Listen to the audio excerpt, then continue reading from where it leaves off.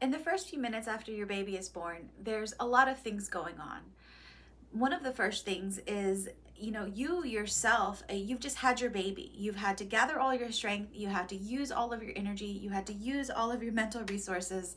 You had to use everything within you to have this baby. And it can take a moment once baby is out of your body for you to reacquaint yourself with the world around you. It's okay to take a moment. It's okay to pause. Your baby, is out. Either the midwife or your partner is holding the baby in that first moment. And you can take a second if you need before you reach down and grab your baby to you. Some positions, your baby may just be laid onto your chest. There are times when the baby can only reach about the belly because of the umbilical cord. It's shorter, or it may be longer, and the baby can come to your chest. Both are very normal. There is no reason to rush any of this. You can just grab your baby when you're ready, or your care team can lay your baby onto your body, and you can take those moments to gather yourself again and to remember the room around you. While you're busy soaking it all in, your care team is already watching your baby and watching you. For your baby, they're watching their color, their breathing, their movement, their tone, and they're listening to their heart rate. So they're watching to see how your baby is transitioning. They give a score at 1 minute and 5 minutes called the APGAR score, and the APGAR score measures all of these to see how your baby is doing. At the same time, the midwives are also watching your bleeding. They want to be sure that the bleeding is controlled, that it looks normal, that it should be at this stage. Even though your baby is here, there's still a lot more to do. You've got to birth your placenta. This is a little bit easier to birth than the actual baby. It doesn't have any bones. However, if a repair is needed to the perineum, then this can be a little tender as the placenta slides through. So let's talk about that a little bit. So there are two management options for managing the third stage of labor, the birth of the placenta.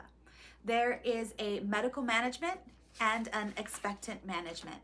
If you're low risk for hemorrhaging and you have had a very normal birth, there isn't a prolonged labor or a prolonged pushing phase, if everything has gone fairly normal, you may be able to do what is called an expectant management.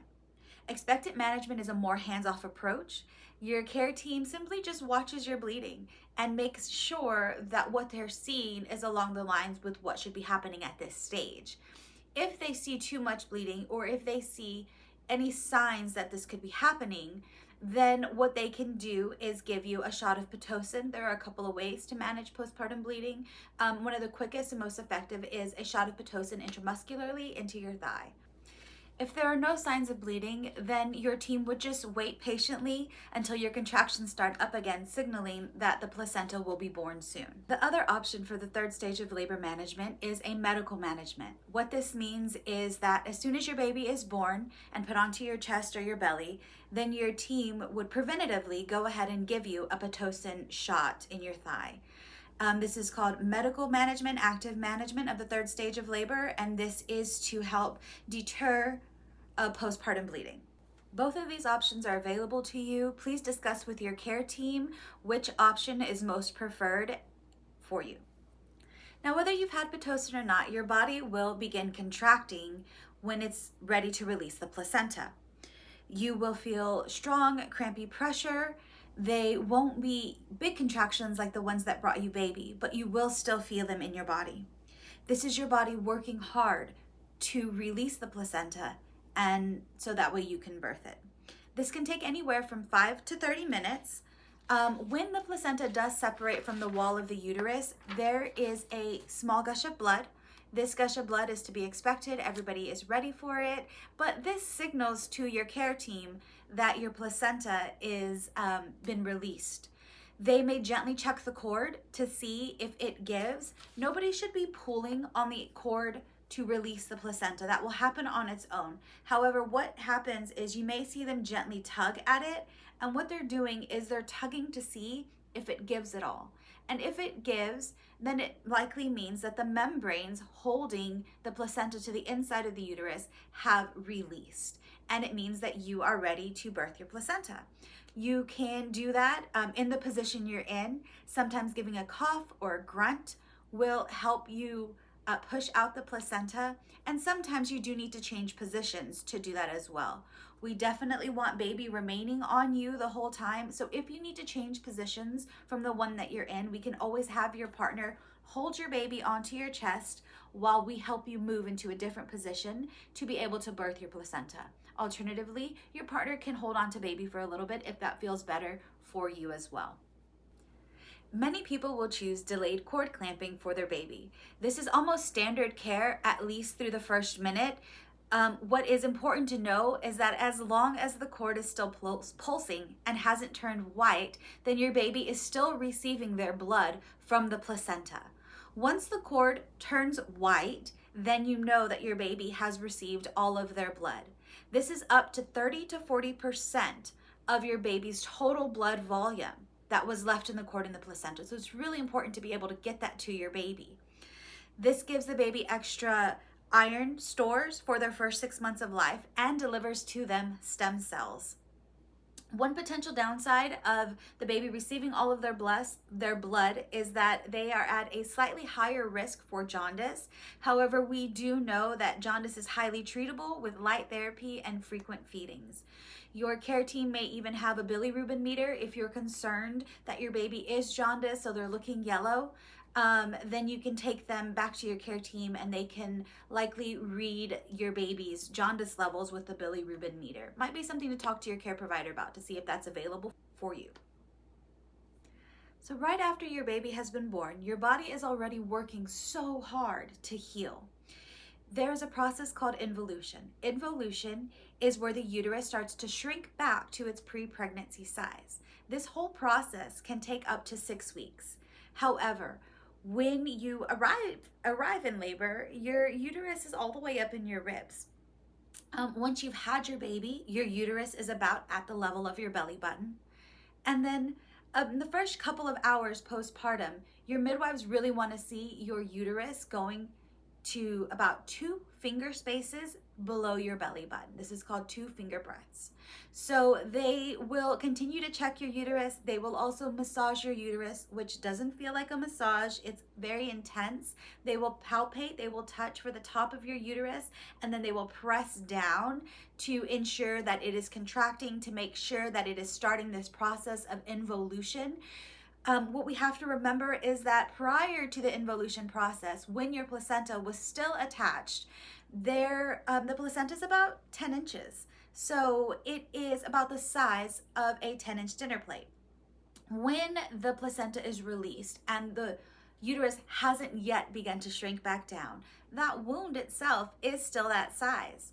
So we do know that the uterus will begin this process of involution and fairly quickly get to that level where it's about 2 finger spaces below the belly button. And we know that that wound on the inside will also close down as well. The reason for this is to help close down those blood vessels so your body can naturally clot and slow the bleeding. These first few minutes with baby Earthside, we aim for them to be as uninterrupted as possible. So any checks that need to be done with the baby can be done on your body unless something emergent is happening. Any checks that the midwives are doing with you can be done without disturbing this process of you holding your baby in these first minutes. We have the goal of uninterrupted skin to skin in the first couple of hours. The skin to skin is going to stimulate so much between you and baby. It helps to regulate baby's breathing, baby's temperature, and baby's heart rate.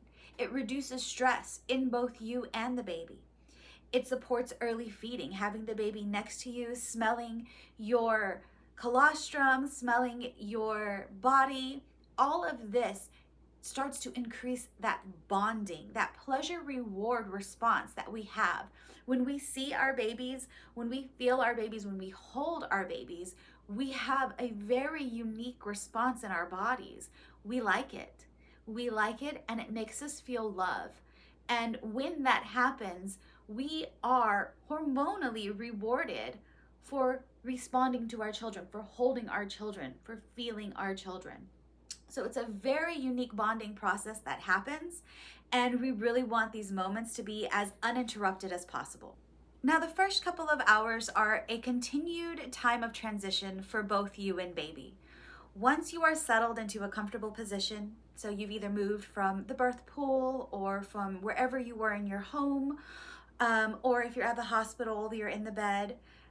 Once you've settled into a resting space, then your provider will want to check for any tears. They'll want to see if any repairs need to be made to the perineum. Now remember, the perineum can have tears anywhere along the area that was stretched that the baby came through. So this also includes the labia and the vaginal walls. So tearing can happen during a vaginal birth. However, the severity of the tear tends to vary. The good news is that 90 to 95% of tears are mild, meaning they are first or second degree tears.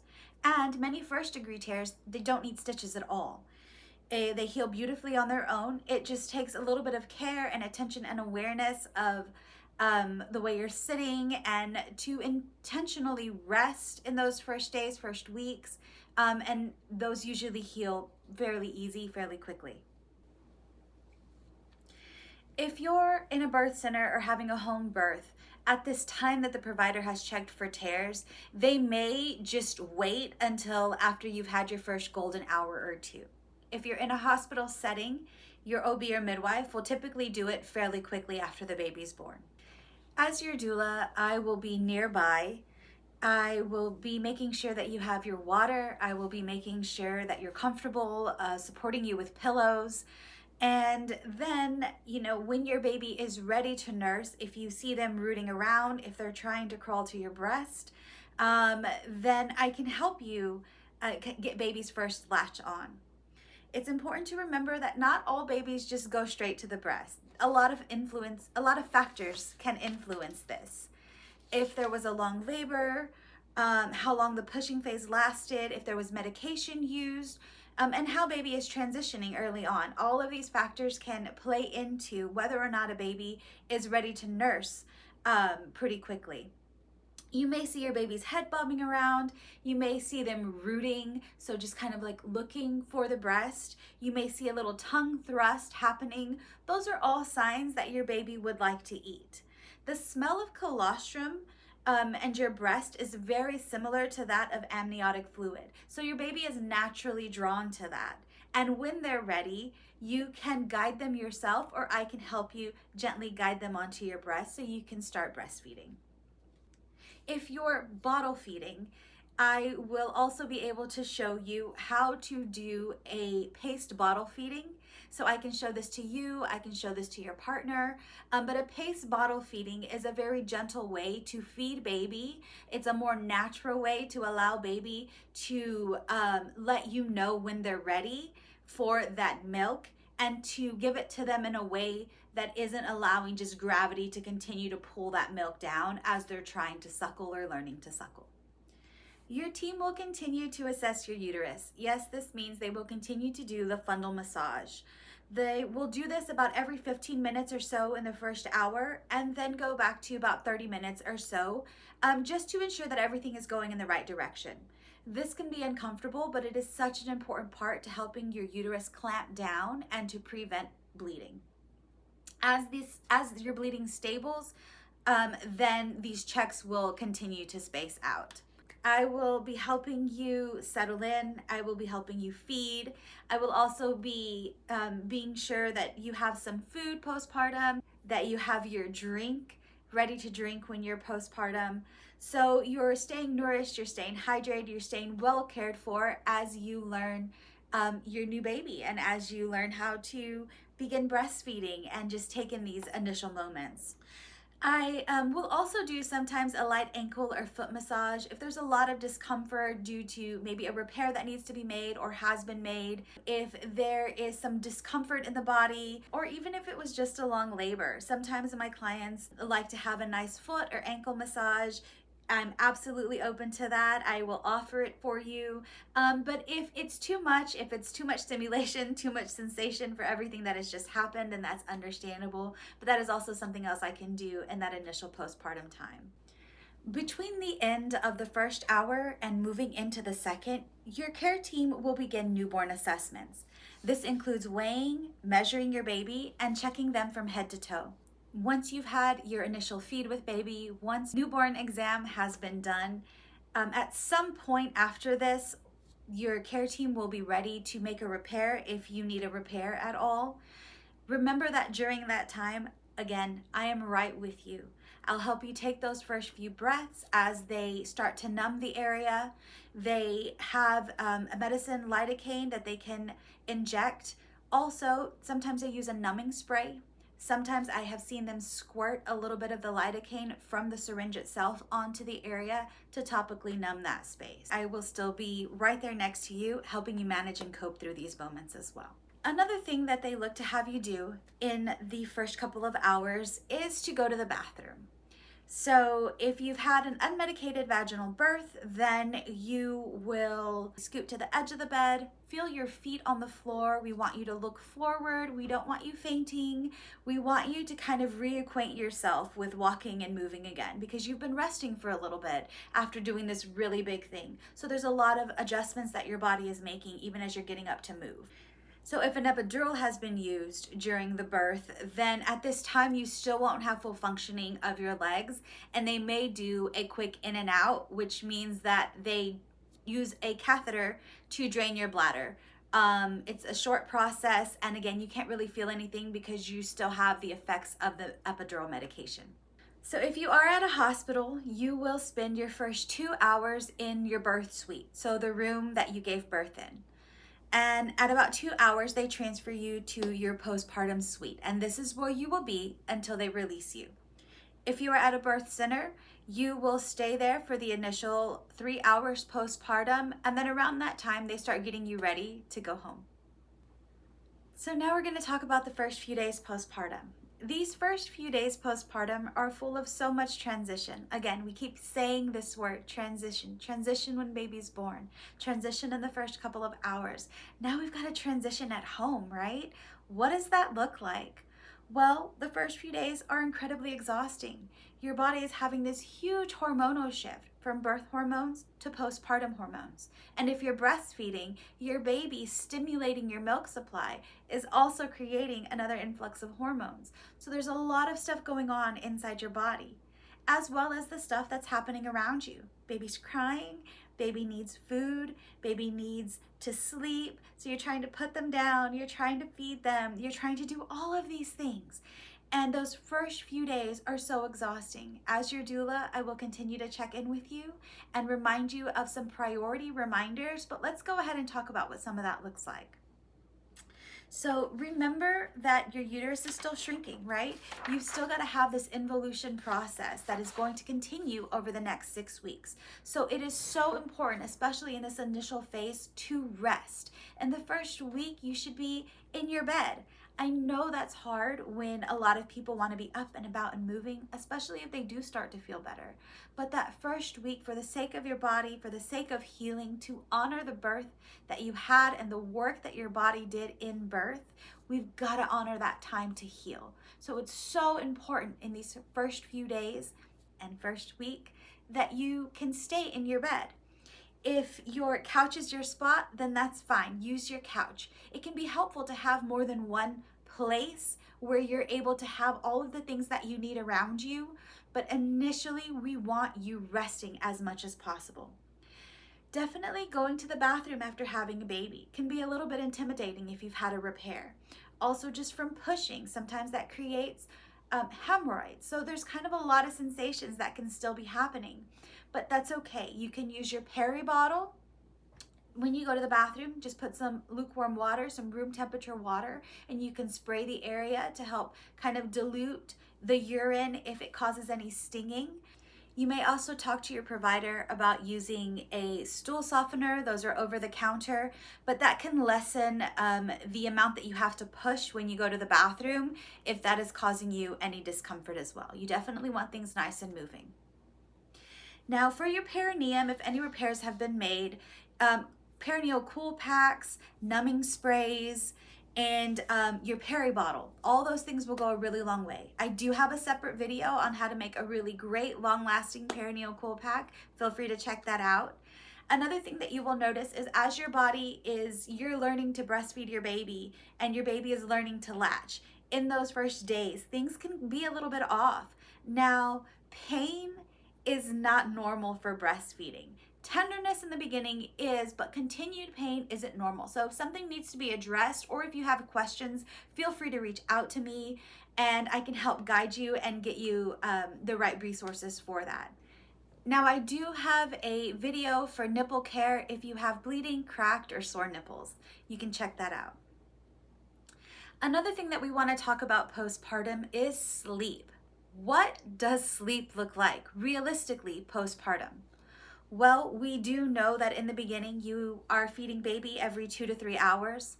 Until baby is back up to their birth weight, you will want to feed them every 2 to 3 hours.